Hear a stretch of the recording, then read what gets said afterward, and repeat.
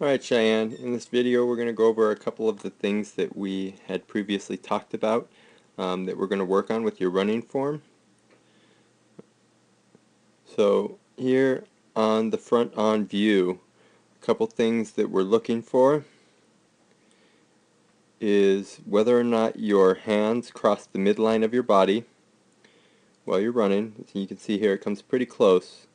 So that means you're rotating a little bit while you're running. And on the other side pretty close too. Hands coming pretty close to the midline of the body. Also, we want to look at the feet and see where the feet are landing, if they're landing one in front of the other or if they're going side to side or crossing. And see, you kind of reach across your body, and that's partially related with the excessive turning up in the upper torso too. And we will discuss that a little bit. That should be pretty easy to work out.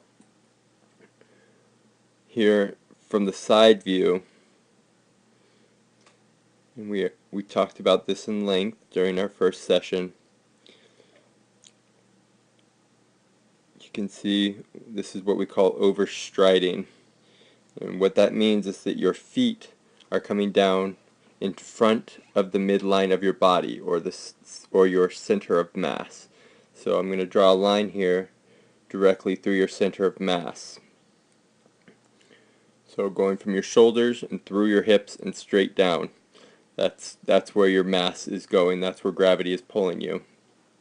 And you can see very clearly that your foot comes down quite a bit in front of your center of mass. So one thing we're going to work on to bring your foot underneath you is making sure that your knee is more bent. A little bit of bend in the knee will take out this angle right here, which will get your feet underneath you and ultimately take out this angle right here, so that you're no longer landing on your heels. You'll be landing more on your midfoot or forefoot while you're running. It will help you run much lighter, and hopefully probably avoid shin splints and as well as other running injuries. And we're going to see the similar thing on the other side, so it's symmetrical more or less on both sides. Again, here's your center of mass, and here's how far in front of your center of mass your foot is landing. Now from the rear view, we're going to be looking for a few things.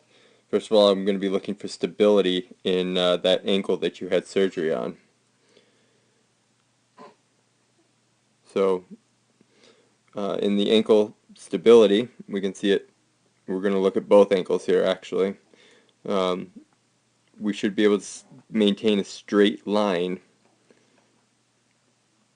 all the way down your leg when it's weighted. So right there, your right leg is weighted, and there's not too much bend in the ankle. There's no bend in the Achilles tendon.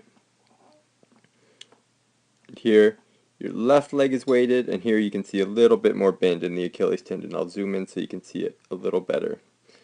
So here you can see right here is the angle of the foot, and right here is the angle of the leg. Again, the angle of the foot and the angle of the leg. So there's a little bit of bend on the left side.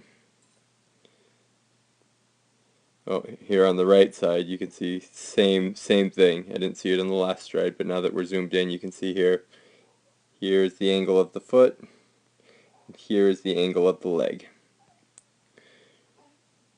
So we will work on that through ankle strengthening drills, but also hip strengthening drills, because as you'll notice, as those ankles are weighted, you'll also get hip drop, which just means that one hip will go lower than the other.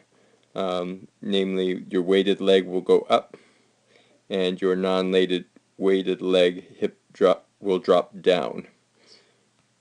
So we'll work on that through ankle strengthening and hip strengthening exercises. Alright, those are the primary features we're going to be working on. Please let me know if you have any questions.